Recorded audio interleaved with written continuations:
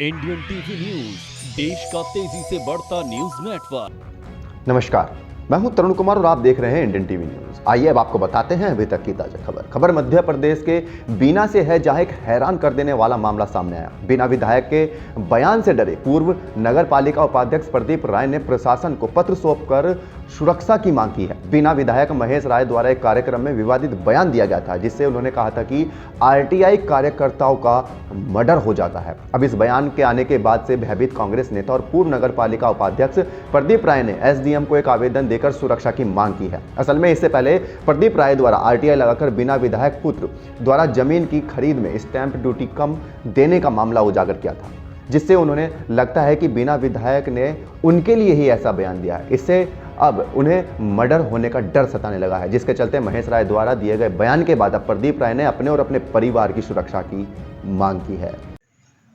सरकारी कार्यक्रम में जो भी सर्वेक्षण स्वच्छता को लेकर था, कुछ अपने उद्बोधन में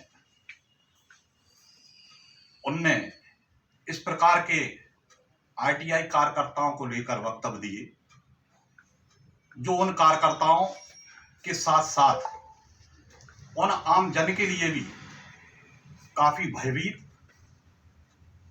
और मानसिक ठेस पहुंचाने वाले से दूर हो रहे हैं, जिससे एक शहर के अंदर और एक आम आदमी के अंदर एक अशांति का माहौल का वातावरण देखने को मिल रहा है। मामला गंभीर था, इसलिए हम लोगों ने कांग्रेस की तरफ से इस प्रेस वार्ता को आयोजित करने का विचार किया और आप लोगों को धन्यवाद देते हैं कि आपने उस गंभीरता को समझते हुए आज हम लोगों के बीच उपस्थित हुए। मामला कोई विशेष कार्यक्रम के तहत नहीं था। कार्यक्रम विषय जो नगरपालिका द्वारा आयोजित किया गया था वो एक स्वच्छता को लेकर था, परंतु ये बात समझ में नहीं आई कि विधायक जी द्वारा उस कार्यक्रम, उस विषय से हटके आखिर ऐसा क्या हुआ कि उन्हें आरटीआई कार्यकर्ताओं की हत्या तक हो जाती है जैसे शब्दों का प्रयोग करना पड़ा। हमारा कहना और सोचना यह है कि कोई भी कानून अगर सरकार द्वारा बनाया जाता है और उसको अमल में लाया जाता है तो निश्चित रूप से वह समाज हित में, राष्ट्र हित में, आम जन के हित में होता है। और आरटीआई का जो कानून संसद में पास हुआ था 2005 में, वो निश्चित रूप से एक पारदर्शिता को लेकर हर विभाग के, कुछ विभागों छोड़कर एक पारदर्शिता को लेकर कानून बनाया गया था। और उस कानून के परिपालन में एक बहुत अच्छी सामाजिक व्यवस्था, एक बहुत अच्छे कहना चाहिए कि संस्थाओं पर भ्रष्टाचार को, अंकुश को लेकर एक व्यवस्था धीरे धीरे देखने को मिली। आरटीआई एक आम आदमी का अधिकार है। अगर हमें किसी प्रकार से किसी कार्यालय में किसी अधिकारी कर्मचारी को लेकर कोई जानकारी हासिल करना है तो आरटीआई लगाकर बहुत ही सुगमता से वो चीज हमें समय सीमा में उपलब्ध हो जाती है।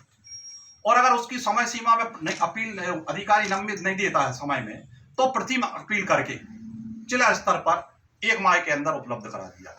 अगर प्रथम अपील में भी नहीं होती है तो द्वितीय अपील राज्य स्तर पर उसको करके प्राप्त की जा सकती है। और इन दोनों के बीच में समय सीमा में संबंधित अधिकारी से एक विशेष नियत राशि भी उनके वेतन से या उनसे लेकर उसकी पूर्ति की जाती है। उन्हें अर्थदंड के रूप में दिया जाता है कि आखिर ये जानकारी आपने समय सीमा में नहीं दी।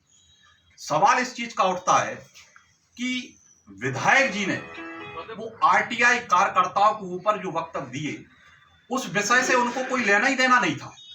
अगर कोई अधिकारी इस बात को कहता कि कुछ लोग आरटीआई लगाते हैं, हमें परेशान करते हैं, हमें ब्लैकमेल करते हैं या हमारे कार्य में बाधा उत्पन्न करते हैं, तो वो बात तो एक बार समझ में आती है। क्योंकि कोई भी आरटीआई कार्यकर्ता आरटीआई लगाता है तो जवाब उस संबंधित विभाग के मुख्य अधिकारी को ही देना पड़ता है। इसमें विधायक जी का तो कोई रोल ही नहीं है।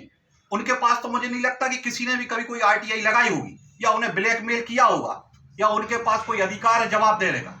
ये तो विभाग से संबंधित विभाग के अधिकारियों का मैटर था, लेकिन वो बात उनने कह दी। फिर वो कह रहे हैं कि अभी तो कोई टेंडर डला ही नहीं, अभी तो भुगतान हुआ ही नहीं। तो भुगतान पे क्या ये चेक पे दस्तखत करते हैं? टेंडर क्या ये डालते हैं?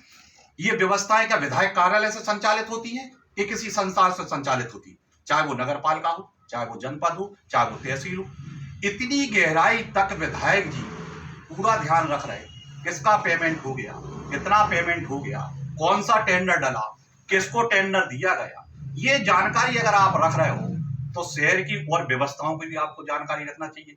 केवल अर्थव्यवस्था को लेकर इतने चिंतित क्यों, इतने आग बबूले क्यों? ये इस चीज को लेकर हमारा ये कहना है कि हम समझते हैं कि विधायक जी जब बोलते हैं तो शायद मंच और माइक अगर उनको दिख जाता है तो वो बोलने में बेकाबू हो जाते हैं। इसके पहले भी उनके कई बार ऐसे रहे। इस कार्यक्रम में उन्होंने अपने ही कार्यकर्ताओं को इसके पहले भी इस टाइप के शब्दों का उपयोग किया था जो अशोभनीय थे, जो लोगों को सुनने में अच्छे। वो उनका व्यक्तिगत मामला है, वो उन्हें अपने व्यक्तिगत पार्टी के संदर्भ में कहा था, हमें उससे कोई लेना देना नहीं। इस विषय से गंभीरता से कांग्रेस को भी और आम जन को इसलिए लेना देना है कि आरटीआई कार्यकर्ता केवल कांग्रेस ही नहीं लगाता, आरटीआई कार्यकर्ता पत्रकार भी लगाता है। आप लोग भी लगाते होंगे, विभाग में लगाई गई होगी, वकील लोग भी लगाते हैं, उनको भी जरूरत पड़ती है, आम आदमी भी लगाता है। ये आरटीआई कार्यकर्ता कोई एक विशेष दल नहीं लगाता है, ये हमारा अधिकार है। अधिकार के तहत हम अपने उसको काम को कर रहे हैं। अब विधायक ये चाहते हैं कि कोई कार्यकर्ता आरटीआई नहीं लगाए। आप प्रत्यक्ष रूप से जिस प्रकार से उन्होंने धमकी दी, इस धमकी से एक अशांति का माहौल निर्मित है। आरटीआई कार्यकर्ताओं के अंदर एक भय पैदा है और इसी संदर्भ में मैंने परसों एक एसडीएम कार्यालय को अपना निवेदन पत्र दिया, अपनी और अपने परिवार की जान की सुरक्षा को लेकर। वो इसलिए दिया कि सबसे ज्यादा आरटीआई विधायक जी के संदर्भ में या अन्य भ्रष्टाचार कार्यालयों के संदर्भ में मेरे द्वारा ही लगाई गई और मुझे ऐसा महसूस हुआ है क्योंकि इसके पहले भी विधायक जी का 1 करोड़ रुपए का जमीनी घोटाला जो गलत तरीके से उन्होंने किया था, उसको हमने उजागर किया, उस पर रोक लगी, वो हाई कोर्ट में आज भी लंबित है। करोड़ों रुपए का जमीन घोटाला जो उनके परिवार से और उनके चहेते मित्रों से जुड़ा हुआ है। और इस प्रकार से मुझे लगता है कि अप्रत्यक्ष रूप से उन्होंने मुझे टारगेट बनाकर और उन ऐसे सभी आरटीआई कार्यकर्ताओं को टारगेट बनाया है जो आगे चल के आरटीआई नहीं लगाए और जैसा भ्रष्टाचार फल फूल रहा है वो फलता फूलता रहे, विधायक जी के संरक्षण में पूरा जैसा चल रहा है चल रहा है। इंडियन टीवी न्यूज, देश का तेजी से बढ़ता न्यूज नेटवर्क।